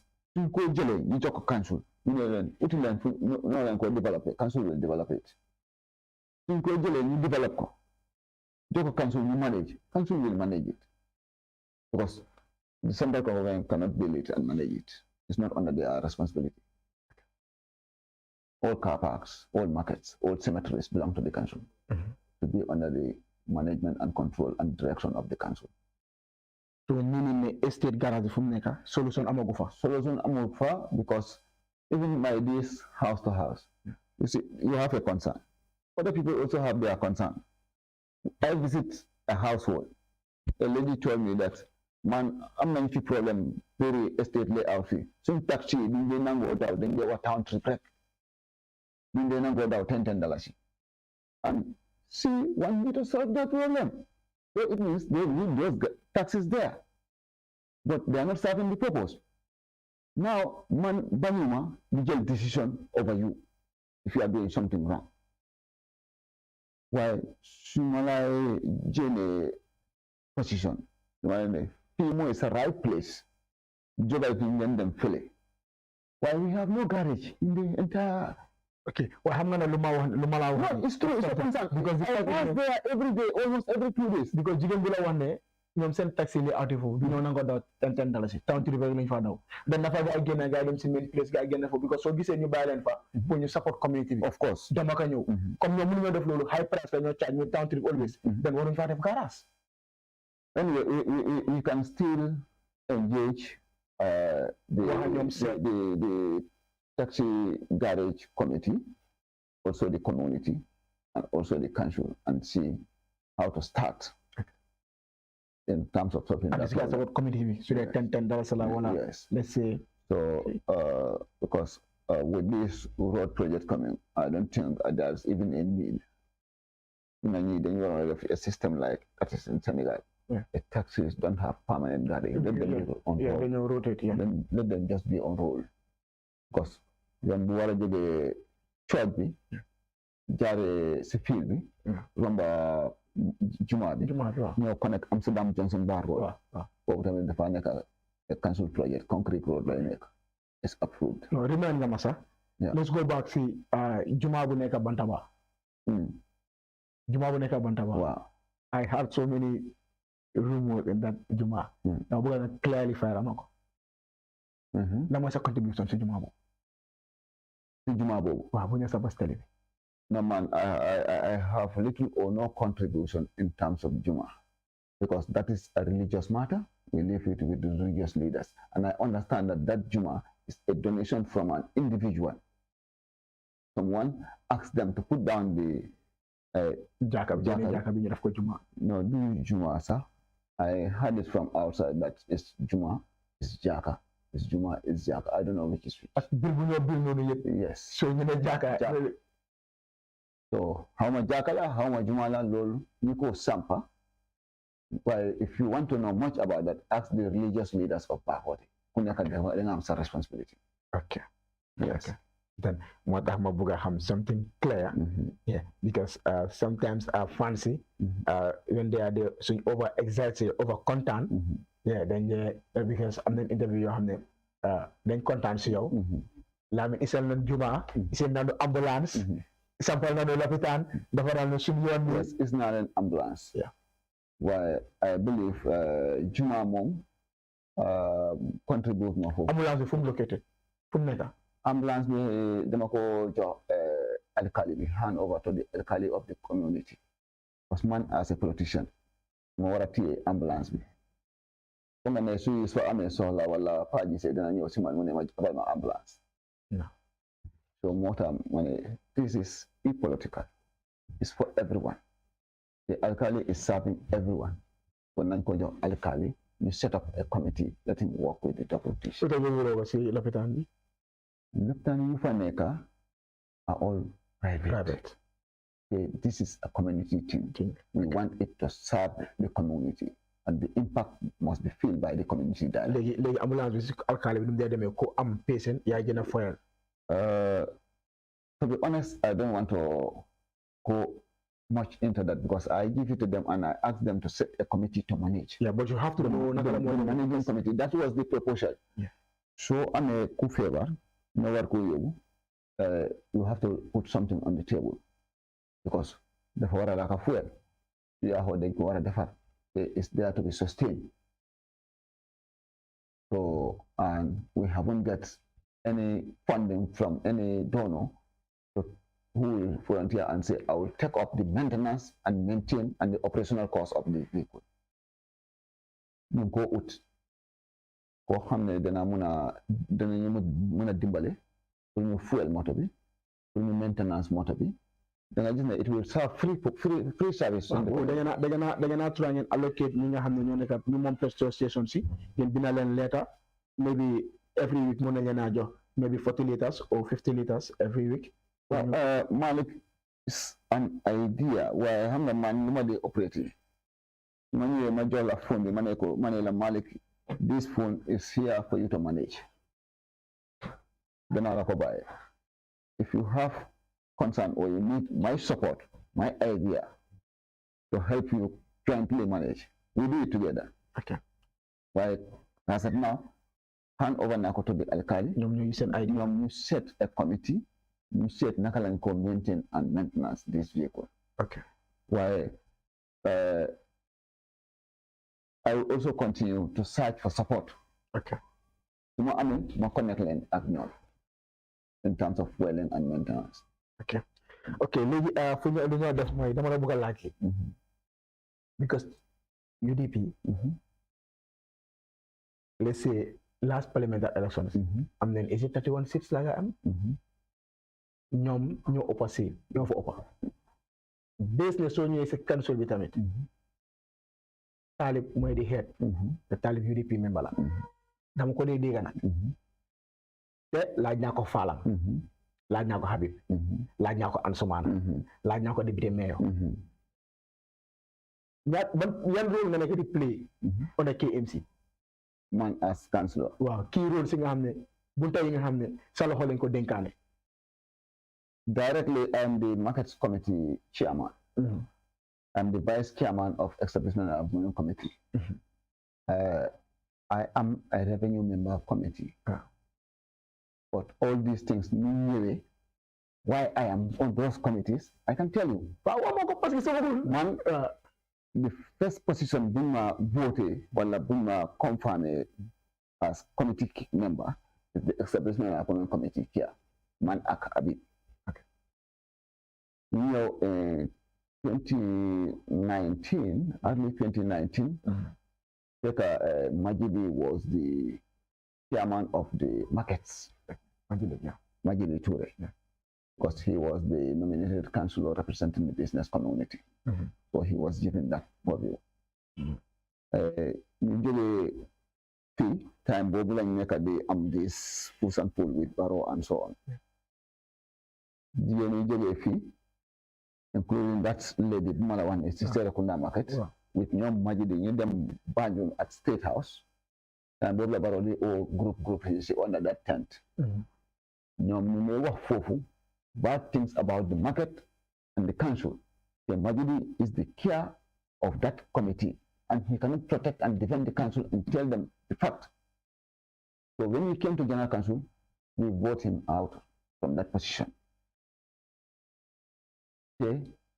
During that time, I was there to coordinate, to mediate, to put down the tents, calm in the market.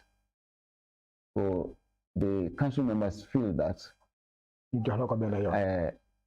I deserve it. So unanimously, so I become the markets committee chair. Okay, like before I them to the next post, then I got to as an salary. No. You are there to volunteer. Volunteer. Okay.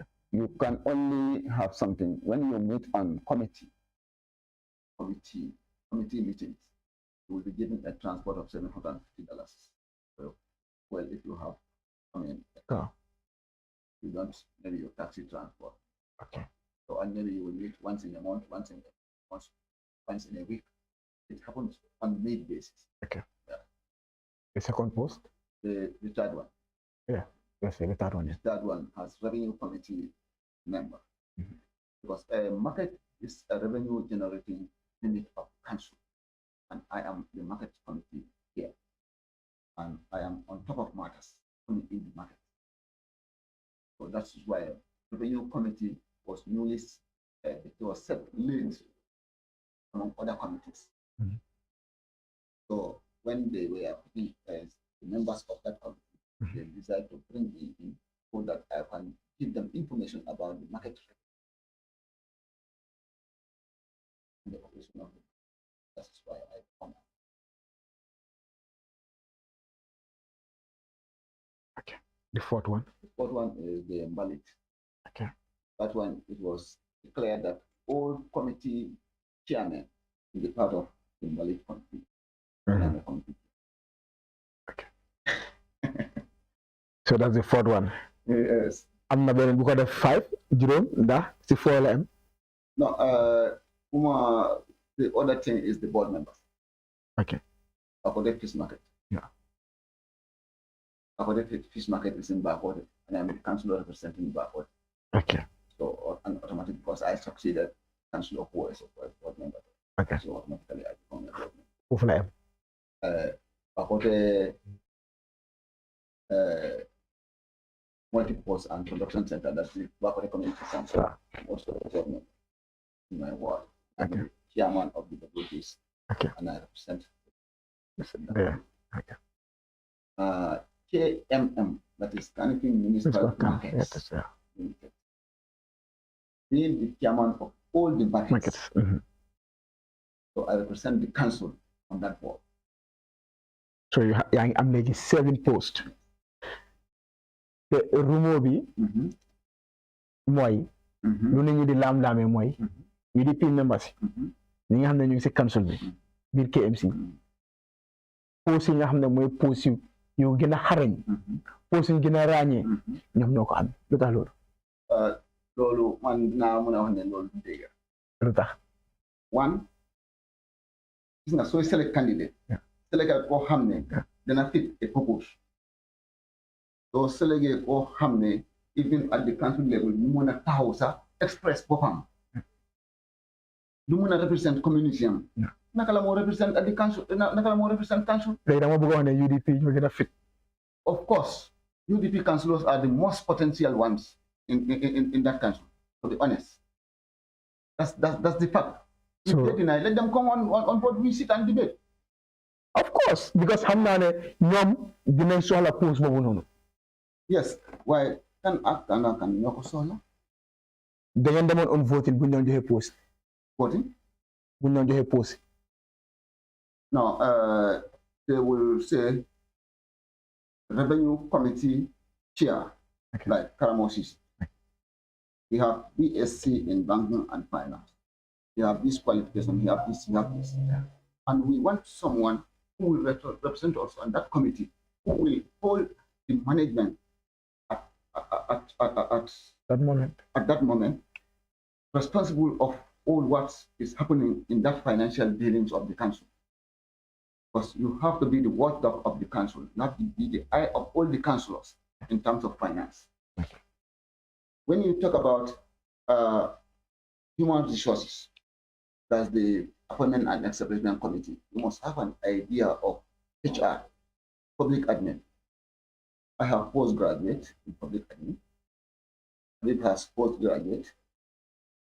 I went to China to study HR. So, where are they? so it's like dafa mel ni ok yow da nga ko fa xaar ñoom Yes. xaaruñ ko fa No, no, no. léegi suñ jógee si loolu bala ngaa tëj la mooy sa agenda at bi Thank you, Malick. Beyond one,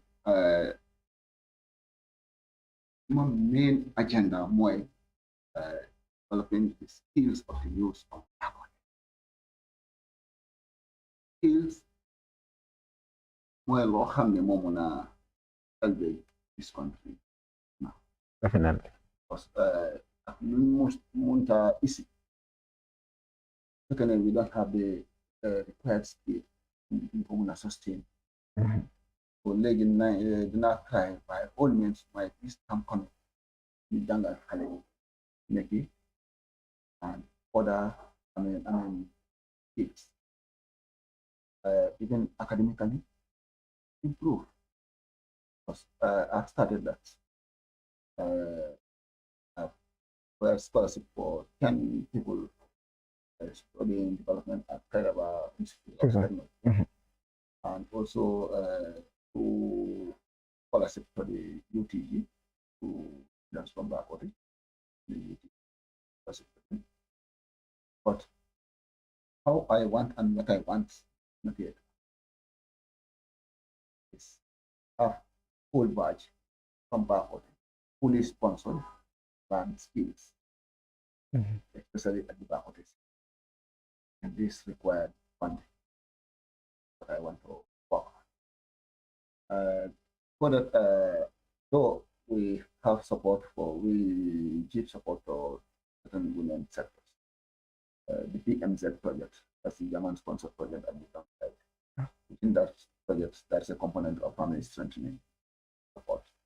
So out of that, 80 women or 80 families from Bakote each received about $18,000 to $20,000 each. So startup capital for small businesses. So, and some of them are doing well. We did that to support them so as to discourage the contact of the children with the dump site. Because you will see some of these children will go to the dump site looking for scraps and sell them. That's what they will use for lunch. So we do that screening and scout this number of families. These are the people living around the dump site. During the flood, I also support about 198 units. I said I support, not from my pocket capacity. Yeah. Because when the area was flooded, I was in the ward. The community development officer of my ward, also the NDNA, we were doing the assessment together. Some of the councillors were sitting at home. I was in the ward, but I was under my lap. Yeah. So we were there and we assessed 200, and out of that 200, 198 each received $7,500. Some with a bag of rice, some with mattresses and sanitary materials, and so on. So all these people, I mean, are living witness in Bakote. So let's say 198 people who you right now, they are on your voting box waiting for. Not only them, they are with their families. Because they say they've been living there for a number of years and they got flooded for a number of years, but they never get support, and they've never seen someone who will care about them like I did. And then xam naa ne time bi jeex na right now dafa am leneen loo bëgg a yokka. Yes, I will give this advice to all the politicians. Genuinely, let us politics of, let us stop it, and politics of lying to people to acquire their vote, just to come or abandon them after, they vote for you. We have to agree with that. But the electorate also has to be, they have to get this, experience now, because they've been fooled several times. Now, when we come to you as politicians, let us tell you what we've done and what we want to do. Okay. If we fail to do it, next time when we come, don't vote for us. Okay. But now, what are they doing? 4 cups of sugar with $100, vote for me. This is what ISPA and the team are doing in Bakote. That cannot even provide you a good breakfast.